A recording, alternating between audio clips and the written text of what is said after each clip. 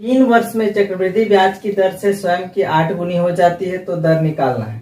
ध्यान दीजिए कि चक्रवृद्धि ब्याज और साधारण ब्याज में जो ब्याज निकालने का तरीका है क्या होता है, अलग अलग होता है। जैसे अगर हम लोग मान लें कि 100 रुपया है और 10% का रेट से इंटरेस्ट निकालना है, तो पहला साल अगर साधारण ब्याज के हिसाब से हम लोग निकालते हैं तो 10% के हिसाब से कितना ब्याज आएगा, 10 रुपया। कितना आएगा, 10 रुपया। 100 रुपया का 10% कितना होगा, 10 रुपया। अगर दूसरे साल भी हम लोग को ब्याज निकालना है तो 100 रुपया का क्या करेंगे, 10% निकालेंगे, कितना ब्याज आएगा, 10 रुपया। तीसरे साल भी 10 रुपया। तो ये साधारण ब्याज का कॉन्सेप्ट है। लेकिन चक्रवृद्धि ब्याज में वैसा नहीं होता है। चक्रवृद्धि ब्याज में क्या होता है कि शुरू में तो बराबर आएगा। साधारण ब्याज और चक्रवृद्धि ब्याज में क्या होगा, शुरू वाला ईयर में तो बराबर आएगा।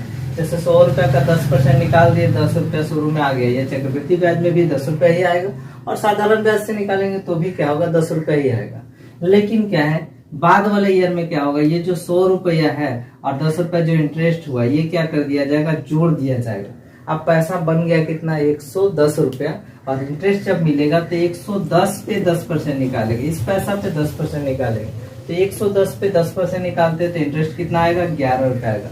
मीन्स क्या है, जो ओरिजिनल है आपका 10, उससे क्या हो गया, ज्यादा हो गया, फिर ज्यादा, धीरे धीरे क्या होगा, बढ़ते जाता है। तो इसमें भी क्या है, वही चीज है। इसमें हम लोग ध्यान देंगे, इस क्वेश्चन को अगर हम लोग को सॉल्व करना है तो क्या है, हम लोग ऑप्शन लेंगे। तो ऑप्शन में हम लोग अगर ऑप्शन लेते हैं कि 100% हर एक साल बढ़ रहा है, मीन्स क्या है, दर जो है 100% है, मान के चलते हैं। और मूलधन कितना मानते हैं, मूलधन भी 100 रुपया मानते हैं। पैसा क्या था, 100 रुपया था और वो क्या है, 100% भी हो रहा है। 100% का क्या मतलब कि जितना पैसा है उतना ही क्या हो जा रहा है, बढ़ जा रहा है। अगर 100 है तो पैसा कितना हो जाएगा, 200 है। अगर 400 है तो पैसा बढ़ के कितना हो जाएगा, 800। अगर 500 है हमारे पास तो पैसा बढ़ के कितना हो जाएगा, 1000 हो जाएगा। तो 100 रुपए हम लोग माने 100% वृद्धि हो रहा, तो एक साल के बाद जो है वो पैसा कितना हो गया आपका, 200 रुपया हो गया। एक साल बीत गया और पैसा कितना हो गया, 200। चूंकि चक्रवृद्धि ब्याज लगा रहे हैं तो जितना पैसा हो जाता है उस पे इंटरेस्ट लगता है, क्योंकि 200 रुपया में 100 रुपया ब्याज का है और 100 रुपया ओरिजिनल पैसा जो शुरू में था।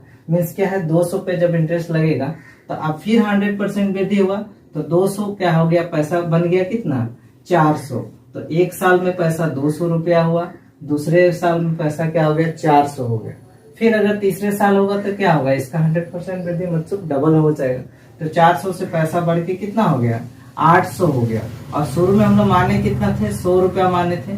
तो 100 रुपया माने थे और 1 साल, 2 साल, 3 साल, 3 साल में स्वयं का क्या हो जा रहा, 8 गुनी हो जा रहा।